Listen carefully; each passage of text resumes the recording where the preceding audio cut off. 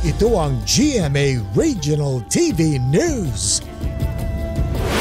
Mainit na balita mula sa Luzon, hatid ng GMA Regional TV.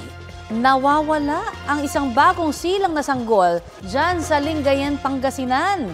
Chris, ano ba ang nangyari? Saan napunta? Tony, dinukot daw ng isang nagpakilalang nurse ang sanggol. Sa pahayag ng nanay ng sanggol, may lumapit sa kanya na babaeng naka-scrubs at face mask at sinabing kailangan daw kunan ng dugo ang sanggol.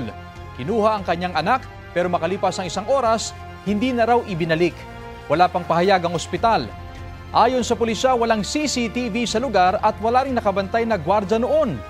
Nakikipag-ugnayan na raw sa pulisya ang pamunuan ng Pangasinan Provincial Hospital Management and Services Office. Tiniyak din nilang gagawin ang mga posibleng hakbang para maresolba ang kaso. Ayon naman sa Pangasinan Provincial Government, ipinag-utos na ng gobernador ang mabilisang investigasyon sa insidente. Sa 13 Martires, Cavite naman, patay ang isang lalaki matapos siyang barilin ng nakaalitang kapitbahay na retiradong sundalo ng Philippine Navy. Natunto ng mga otoridad ang bangkay sa tulong ng isang saksi na nakitang tinakpan ng sospek ng yero ang bangkay ng biktima.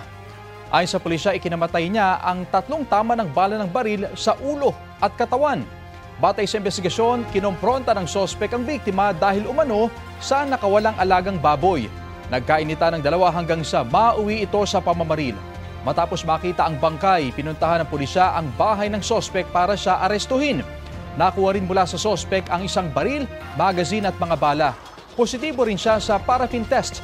Ayon sa pulisya, itinanggi ng sospek ang krimen batay raw sa kanyang kontra-salaysay. Naharap sa kasong murder ang sospek. Nakulong siya sa 13 Martires Police Station. Sinisikap pang kunin ang pahayag ng pamilya ng biktima. Ito ang GMA Regional TV News. May init na balita sa Visayas at Mindanao, hatid ng GMA Regional TV. Naaresto na ang akusado sa pagpatay ng 3 magkakaanak sa Malaybalay, Bukidnon. Sara, sino yung akusado? Rafi, ang akusado ay anak ng mag-asawang biktima at nakatatandang kapatid ng isa pang pinatay. Buwan ng Mayo nang madat ng walang buhay ang 3 biktima sa loob ng kanilang bahay sa Barangay Managok. Sa tulong ng mga ebidensyang hawak ng pulisya at pahayag ng 2 pang kapatid na saksi sa krimen, naaresto na ang 23 anyos na sospek nitong Biyernes. Batay sa investigasyon, pinagpapalo ng maso ang mga biktima.